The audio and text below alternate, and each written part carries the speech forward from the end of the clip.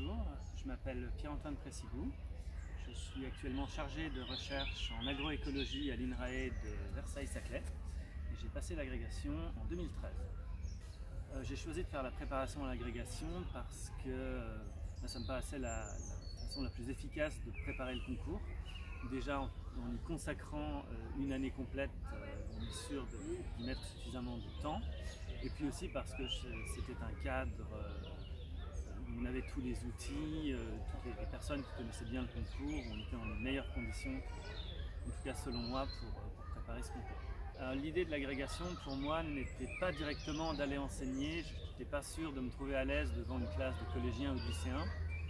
Pour moi l'idée de l'agrégation c'était d'avoir un parachute au cas où la thèse ne se passe pas bien, d'avoir un métier qui était proche de la transmission des connaissances et qui me permette de retomber sur mes pieds.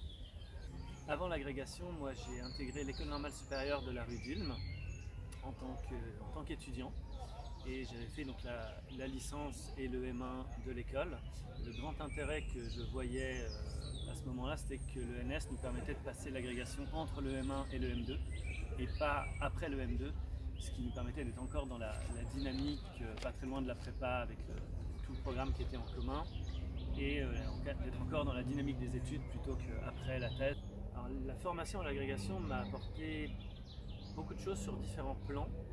Déjà d'un point de vue méthodologique, apprendre à faire un plan, apprendre à ordonner et à trier des idées, quelque chose qui n'était vraiment pas évident pour moi et qu'on a beaucoup travaillé avec les collègues pendant la préparation à l'agrégation.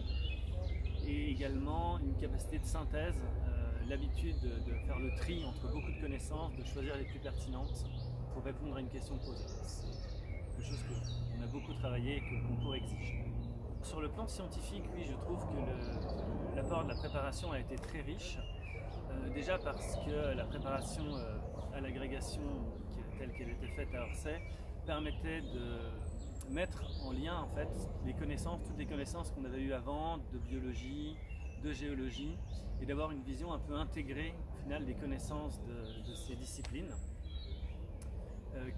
Que je trouve précieuse mais également très pratique pour un futur chercheur, puisque finalement en ayant abordé beaucoup de choses en biologie moléculaire, en biologie cellulaire, en physiologie, en écologie, en géologie, et bien dans mon école doctorale qui était interdisciplinaire, je pouvais facilement discuter avec tout le monde et j'avais une porte d'entrée vers leurs différents projets de recherche. Alors bien sûr pas dans les détails de ce qu'ils faisaient, mais au moins ça me donnait un contexte général dans lequel replacer ces recherches.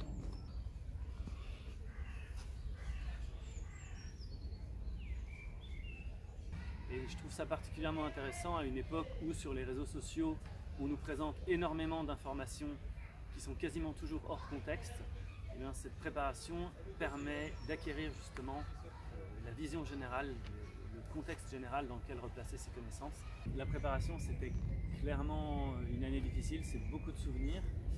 C'était une année difficile parce qu'on a travaillé beaucoup, mais c'était aussi une super année de travail de groupe. On avait un super groupe qui fonctionnait bien.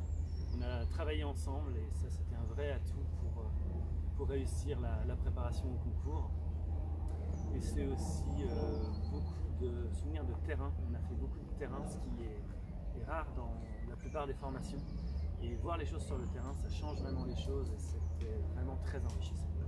Et on a énormément travaillé ensemble, ne serait-ce que la technique pour faire des plans, pour réfléchir à des sujets.